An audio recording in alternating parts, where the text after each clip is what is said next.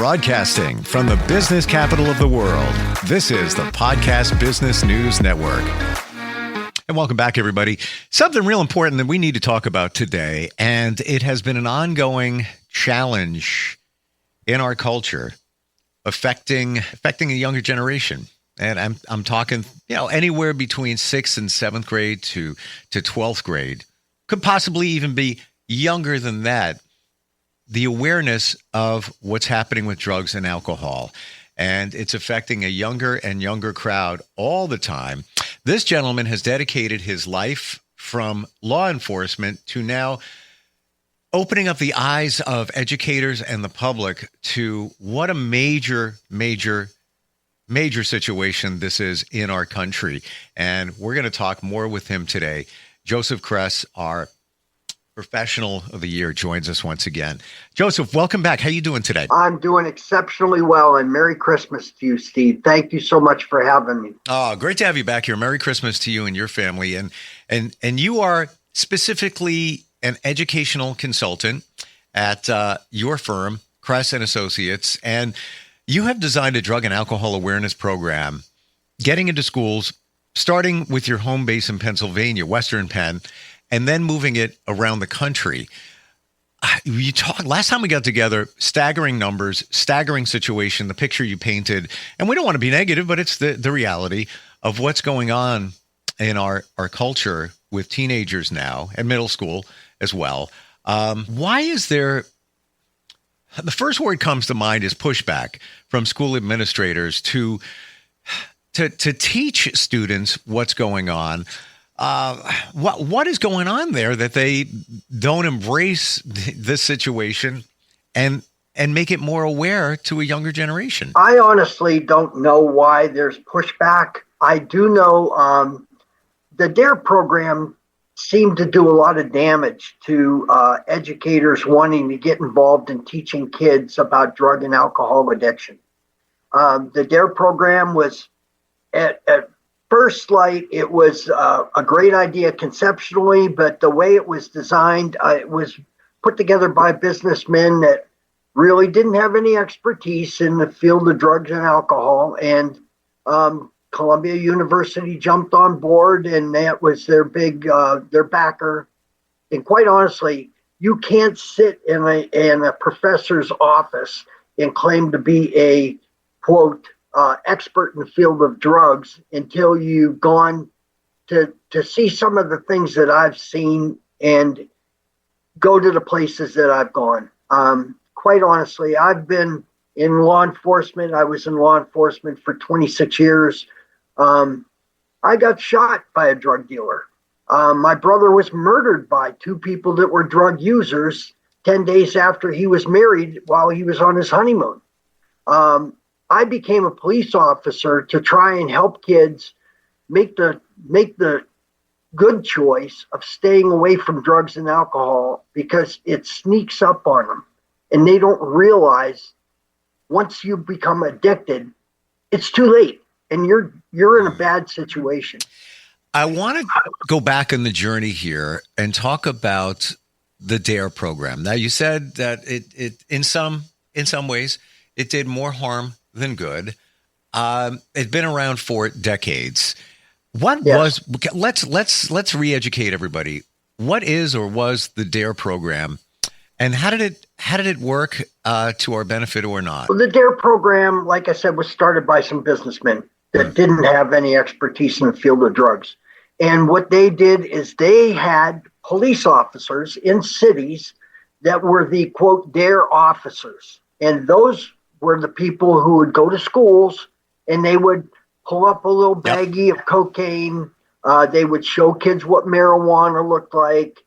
They would talk to kids about don't do drugs because it's bad for you. And when it was all said and done, there was no real, how can I put this gently? It was a total failure. And I want to tell you, I remember exactly what you're talking about. I have teenagers now. I remember right down to elementary school, maybe even my youngest, who is 29, maybe even when she was in elementary or middle school, you would see the DARE police car show up. It, actually said DARE on it. And there were programs. I almost don't understand how it didn't help. It sounds reasonable, but maybe you tell me. What was it that the officers or those presenting the program didn't really have the training or a direction? And like you said, they would just here's what marijuana looks like. Here's what cocaine looks like. Don't do it. And here's a coloring book. Yeah, and not to be putting anybody down, but here's the thing: they spent $30 billion on the DARE program, and in 2002, Senator Dick Durbin got a letter from the Government Accounting Office. GAO wrote him a letter stating that after extensive studies that there had been on the DARE program, they found that there was no significant difference from the students who had gone through DARE and those who didn't. And it was not a program that was effective at all. And I think that a lot of educators stand back and they think anything else that's coming down the road is like the DARE program. Well, there are programs out there that are like the DARE program, but my program, and there are some other ones out there that are not like the DARE program. My program deals with, I have drug users who have gone down the road of drug addiction, and they tell how their story started and how they didn't have any intention. I mean, really, who gets up in the morning and says, instead of becoming a CEO of a major company, or maybe a doctor or a possible attorney and be successful, I think when I grow up, I want to lay out on a street corner homeless, smoking meth and crack cocaine. Nobody does that. Every single person in the major cities in our country that are laying on sidewalks did not aspire to be a crackhead or a drug addict or a junkie.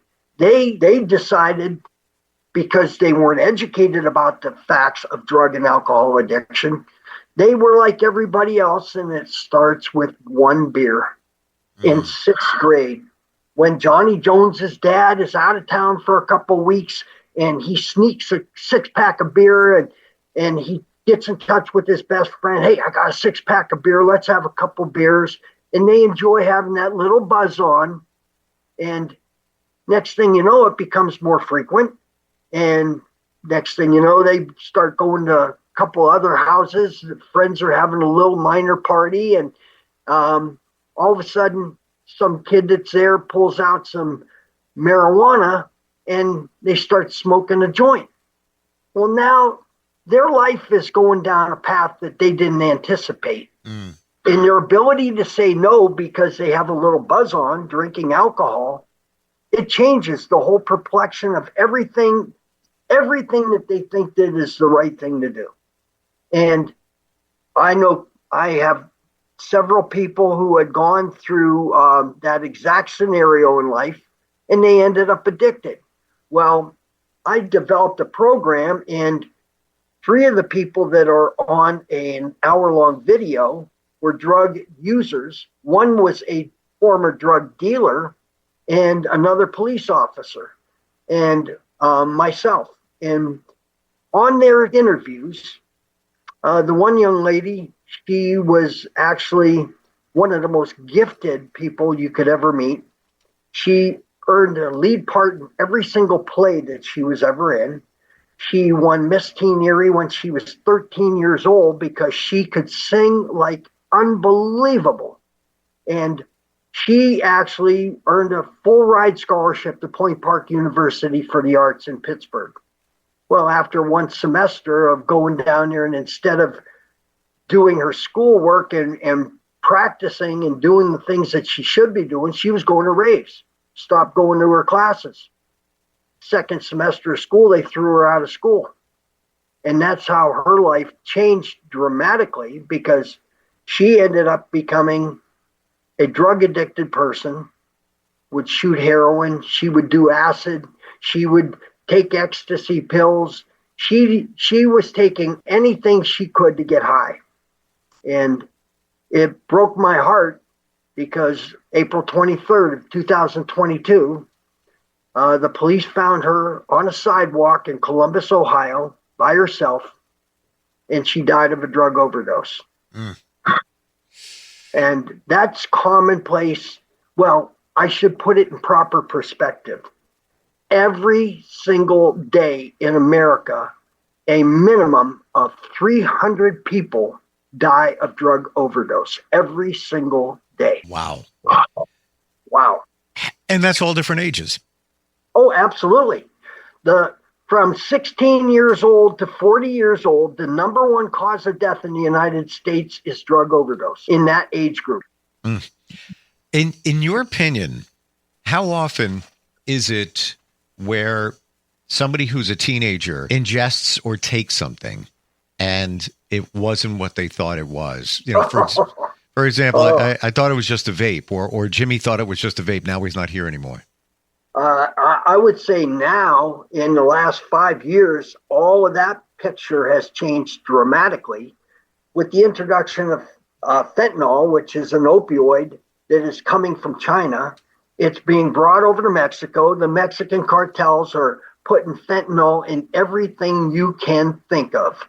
They make their own pills. They'll make you an Adderall pill, Oxycontin, Dilaudid, Vicodin, you name it, they make it.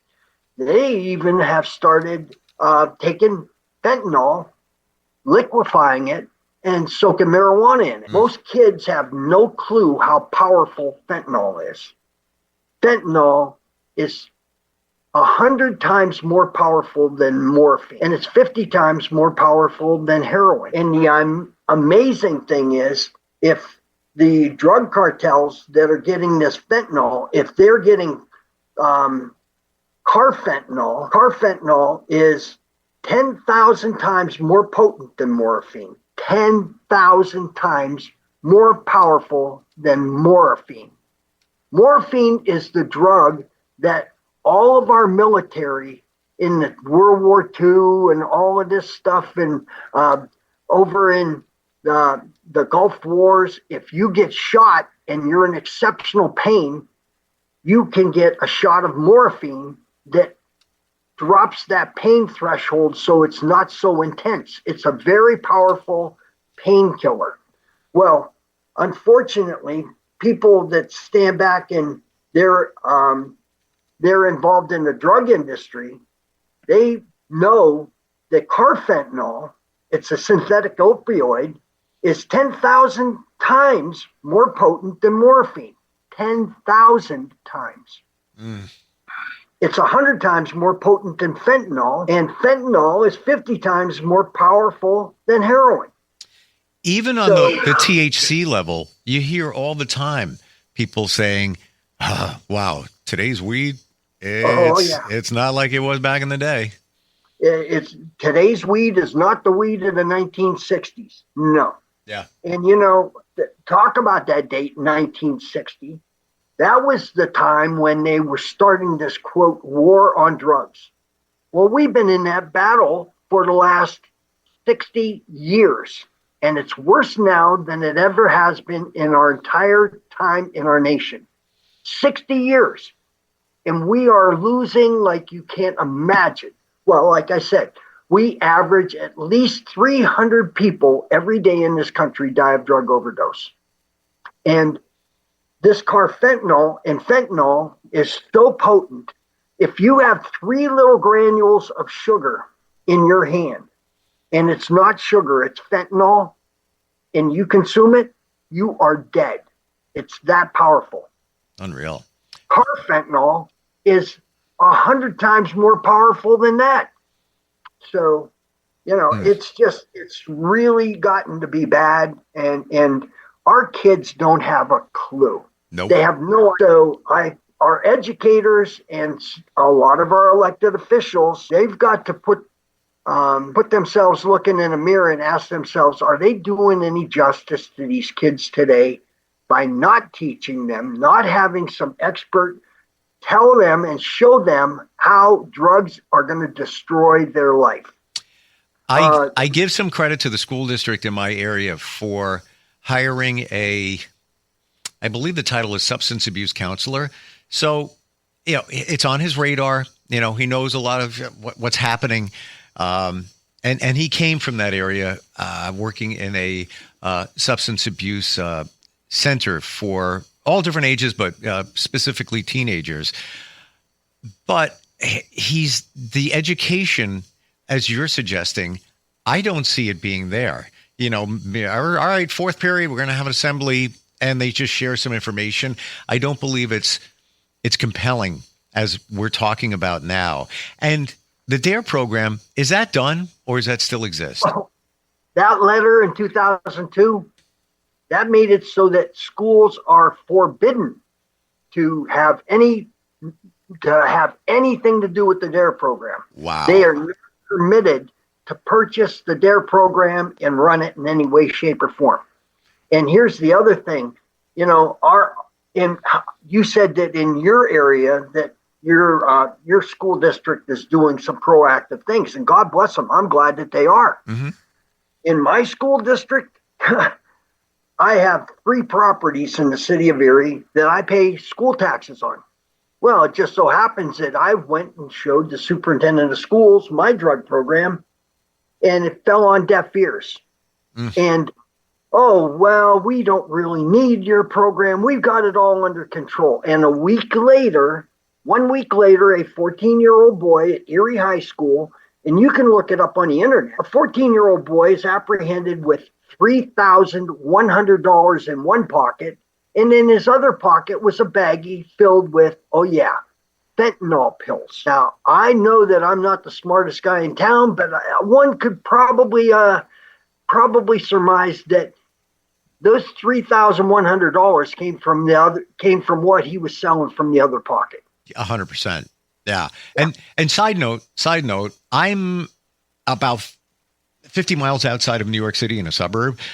Our taxes are probably way higher than they are where you are. So that's probably why they hired or could hire the individual in this role. And he's a nice guy, and he's actually has delivered, I hear, even drug tests to parents. Like, he'll go to their home and drop them off if requested. Just, if the parent wants to check on what's going on, et cetera, et cetera. It's good.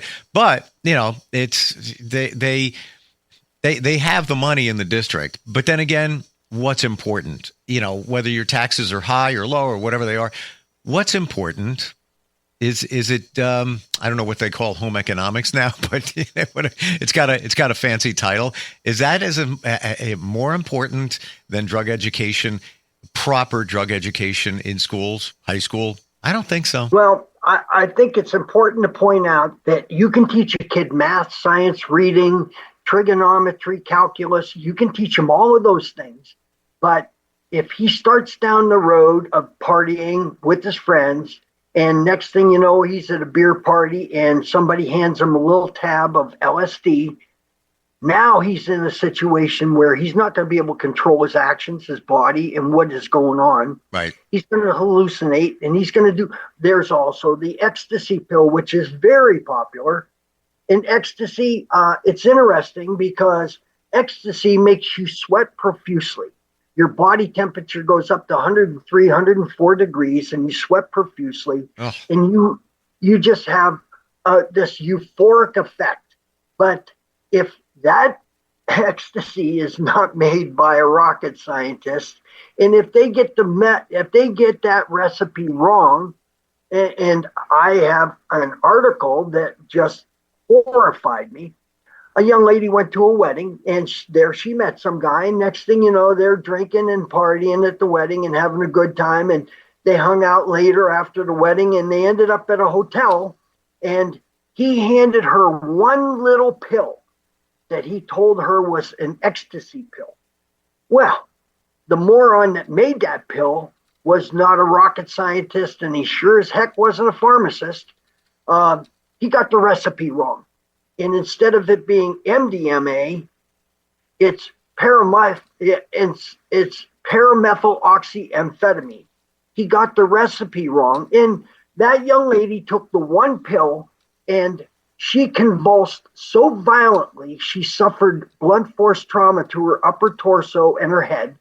Her body temperature went to 108 degrees. And after she died, the coroner's report read that she had suffered one of the most horrific deaths this coroner had ever seen, because it literally cooked her internal organs from within. And the last thing she did is put a tiny little pill in her mouth, thinking that it was ecstasy, but it wasn't ecstasy. It was paramethyloxyamphetamine. And instead of it being MDMA, it just took her life. And that's the last thing that ever happened for her. Hearing this, doesn't it make you angry? Oh, I'm furious. Yeah. I mean, it's all preventable. Right. And the thing that educators, I sent, and I believe I told you this before on another podcast, I sent 50 letters to 50 superintendents of schools in the Cleveland, Ohio area. I didn't hear a word back for 2 months, not a word. And then I got one email back and it said, no, thank you. All I was asking for was a meeting to show them a drug program that has unbelievable success. Anybody on your podcast can go to my website. It's drugawarenessusa.com. And at the bottom of the right-hand column on my homepage is a news reporter standing in a playground. There was a 4-minute video where she interviews principals, school resource officers, counselors, teachers, and students themselves, who all say the same thing. Your program blew me away. The one school resource officer said, after Lieutenant Kress's program, a young lady came up to me and handed me 7 or 8 marijuana pipes and a bag of marijuana, trusting that I wouldn't arrest her. He told me, I'm done with this. I don't want this anymore. And he said, I saw her recently and she's still drug-free. But yet these superintendents of schools, we're too busy to even think of having a meeting to take a look at a program that actually will change the hearts and change the desire for a student to get involved in drug activity. Wow. And it just infuriates me. But, it's just the way it is. And I'm just going to continue to push on in hopes that I can save some children's lives. Well, I appreciate what you're doing. And this is not just, hey, I got a business. No, you have personal stake in this. You've done law enforcement for a major part of your life. You've lived it. You've seen it all. If anybody's connected to a school, you're a parent, administrator, know somebody who is, go to the website and learn more. drugawarenessusa.com. drugawarenessusa.com. A lot of great information on your website. And also, Joseph, details about you and the program and so much more. I'm here to help you. Let's get the word out. It's gotta be told. This is a story that needs to be told. It is so important. I appreciate that. And I think that it's really important for parents and relatives, taxpayers, to absolutely demand that their school districts get a program that educates kids. Because here's the thing, 31.4 million people in the United States. The CDC estimates 31.4 million people in the United States are addicted to drugs. Now, with 1/10 of our population being addicted to drugs, here's the other part that most people don't realize. The FBI Bureau of Justice Statistics proves that 80% of all crime is drug-related in one way or another. Now, if we can deal with this situation before it becomes a problem of addiction, you're going to have less people committing crimes. You're going to have less people being victims of crimes. You're going to have less people incarcerated. It costs billions of dollars to incarcerate and prosecute people for crimes they normally wouldn't do if they weren't addicted to drugs. Crazy. It is crazy. We're out of time. I just want to say, if you're a parent of a teenager and you think your child hasn't been exposed in some way to, let's just start with vape, you're ignorant. That's where I'm going to leave it. Right. And it doesn't mean Right. it doesn't mean your kid has vaped, although there's a really high probability of that. Sorry to break that news to you. It's been offered to them. It's been offered for sale to them. They've been around others that have vaped right in front of them. We need to wake up. Joseph, thank you so much. Again, the website, drugawarenessusa.com. Appreciate what you're doing. Happy holidays to you and your family. And we'll be right back at it right after the holidays, spreading the word. Thank you, Steve, for your time. I hope you have a wonderful Christmas with your family, and God bless you for what you're doing. I appreciate you. And likewise to you. We'll be right back.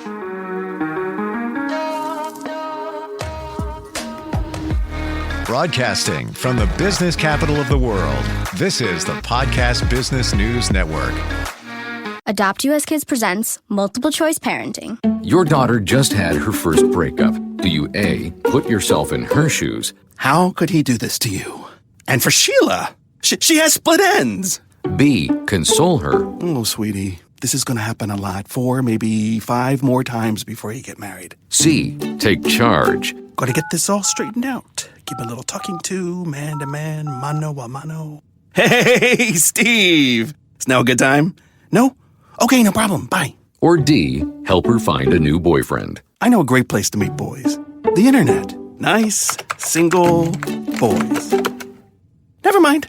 How about some ice cream? As a parent, there are no perfect answers. But you don't have to be perfect to be a perfect parent. Thousands of teens in foster care will love you just the same.